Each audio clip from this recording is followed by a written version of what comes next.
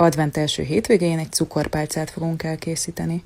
Szükségetek lesz egy piros és egy drapfonalra, én most 5 mm-es zsinórfonalakat használok, mindkettő 130 cm hosszú.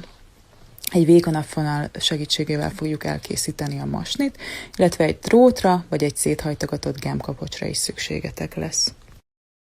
A fonalak közepét megkeressük, tehát félbehajtjuk őket, és a közepüket a parafára egy gombostúl segítségével rögzítjük úgy, hogy a piros és a drap fonal egymást keresztezik. Ha ezzel elkészültünk, akkor kezdődhet a hajtogatás.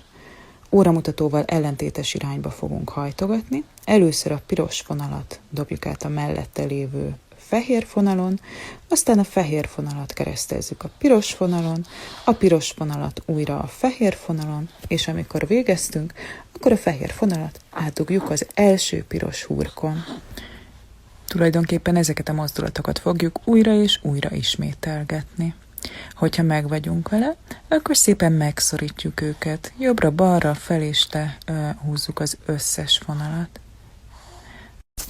Ha jól dolgoztunk, egy ilyen négyzetet kell kapnunk, ahol a piros és a fehér vagy a drap fonal váltogatja egymást, és ezt most újra elkövetjük ugyanabba az irányba.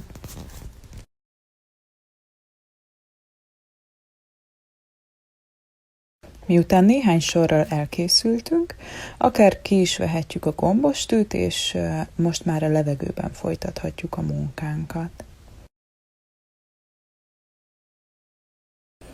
A drótot én szeretem ilyenkor beletenni már, és nem utólag. Egy kicsit nehezebb körülötte dolgozni, viszont könnyebb behelyezni a drótot. De ez tényleg egyéni preferencia kérdése. Tapasztaljátok ki, hogy jobb nektek. Ha végigcsomoztuk a drótunkat, akkor egy ilyen alakú rudat kapunk, amit csak be kell hajlítani. Jöhet a masni.